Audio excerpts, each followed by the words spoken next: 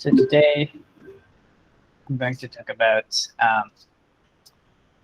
the usual topic these days, which is WebPerf APIs for responsiveness. And I have my teammate Hongbo, who has been working with me on the basically explorations we're doing so far.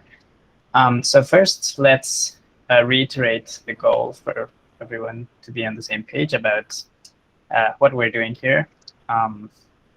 So currently, the responsiveness metric that we have in Core Web Vitals is first input delay, or FID. And as you probably are all well aware, it has a lot of issues. And so the main problems we're trying to address are that first, it only captures the first input, right? So if a user interacts a lot with the page, we don't really look at those further interactions. And then secondly, it only looks at the input delay, which does not really capture any work that the website does as a response to the input, because the delay only captures from the input timestamp to when the input is about to start being processed by the browser. And thirdly, first input delay does not measure scrolling, which is one of the, if not the most common user interaction on the web right now. So first, let's talk about what an event's duration is. And here we just use the term duration because it's what is used in the performance event timing interface, even though the name is kind of generic. But the way we define duration is it is the from event timestamp to the next rendering update after event handlers have run, basically after the event has been dispatched. So if you look at that diagram, it would be from the leftmost portion up to basically the first yellow star on the diagram. Notice that there is still work ahead of that star, because there could be asynchronous work that is posted from event handlers. There are many ways to post asynchronous work, right? For example, you could just do something like a set timeout, right? And so that work will not be captured by that initial yellow star. And that's what the diagram has in red. But capturing that asynchronous work is very difficult. And so right now we're focusing on just using the event's duration, which is the bare minimum of the amount of time it takes for the user to basically see any response to their interaction on the site.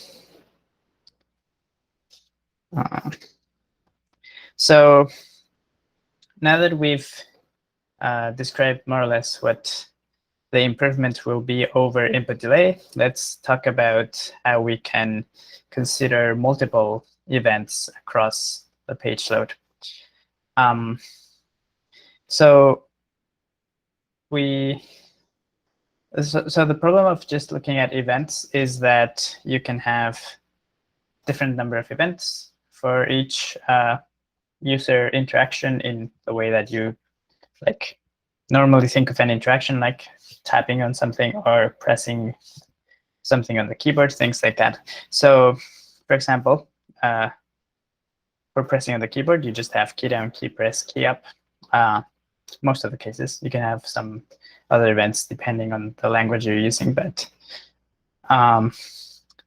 whereas clicks and taps have a bunch of other, have more events associated with them, right? Like pointer down, pointer up, all the touch events, the mouse events, and if it's a tap, then the click event as well. And so we want to basically consider a tap and a keyboard to be basically, in some sense, equally weighted, or yeah. And so in addition, we want to like try to measure something that is user perceptible, which in this case is not the individual DOM events, but instead is the actual interaction that they did. So for those two reasons, we want to look at the user interactions themselves, which, as the examples I've mentioned, can be keyboard, and it can be a tap or a mouse click, or well, any click with a device, and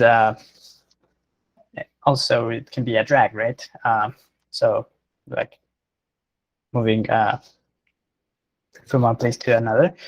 Now, for these interactions, we would like to define something similar to their duration, but they're not really events, right? So they technically don't have a duration. So we need to define something about how much they take. So this is what I'm calling in the slides the latency. So think of it as just the duration, but for the user interaction. So here we're considering two options. One is using the maximum duration of any associated event. And another is to basically consider the amount of time taken by all the durations of all of the associated events. So basically kind of a non-overlapping sum. The events can have overlapping durations, right? So obviously we wouldn't count that time twice. So those are the two main options we're considering, also open to ideas. So here is an example, a simple example of pressing a key and releasing it. So you have the key down and key press handlers, which are basically fired after the user presses the key. And in this example, the frame is presented before the user releases the key. And then there's another task where the key up handlers run, and the frame is presented later for that user key release. So basically, in this case, we have a key down duration, which is disjoint from the key up duration, even though that's not necessarily always the case. It'll basically depend on timing. So in this example, the key down duration is slightly longer, as you can see in the diagram. So for example, the duration is 25 in one and 15 for the other, then the latency could be considered 25 if we're using the maximum. Of course, if we're using the sum, then it'll just be 40, right?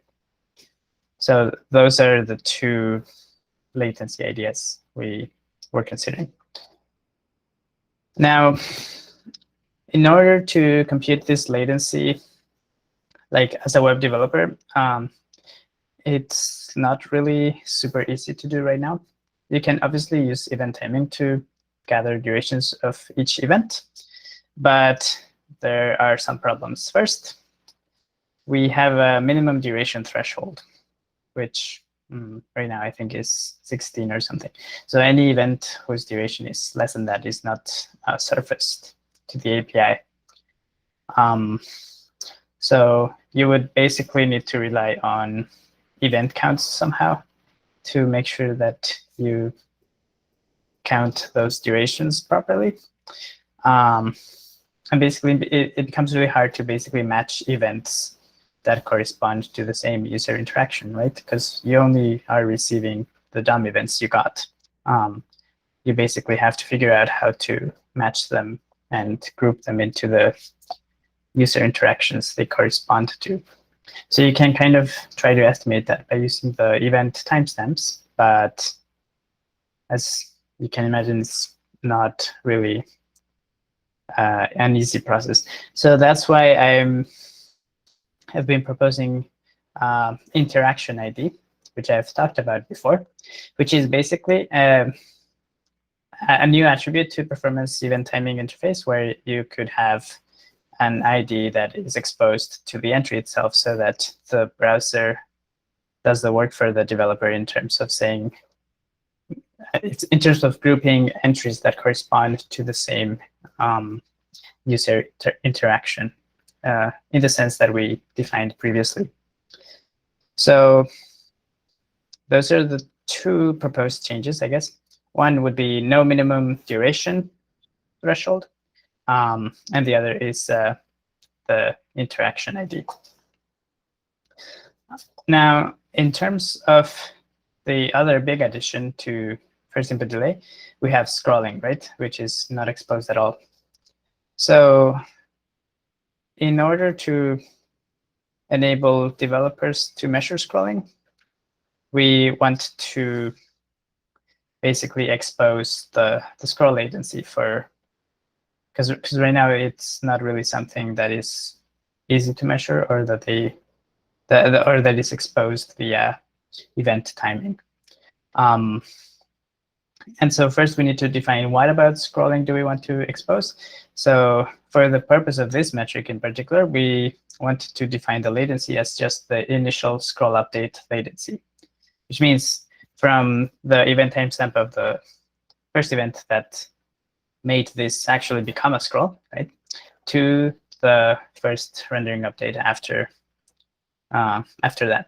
And notice that scrolling is a bit different, right? Because there's not really any DOM events associated with this latency. In Chrome, and I assume probably most modern browsers, the scrolling can be performed without having to go to the JavaScript thread. And so for that reason, it's not blocked on any DOM event handlers. So that's why we need to define the latency directly. So in terms of the WebPerf APIs that this would require, well, we basically need something that tells us the scroll latency, right? So two ideas there. One would be have a new performance event timing entry, which has a name, which is scroll or scroll begin. The name right now is the event type. So this would be just basically a made up event type so that we can expose the scroll latency we want there. The other option is to just have a scroll timing API where we expose the latency we want, and it's the benefit is that it is perhaps nicer to augment in the future, right? Since it's not tied to the interface shape of every other event type. The downside is that it's yet another new API, right? So would welcome thoughts on which of those two options are preferable. And that is the end of my slides. So I guess, should we stop the recording here, or yeah, so that people can chime in?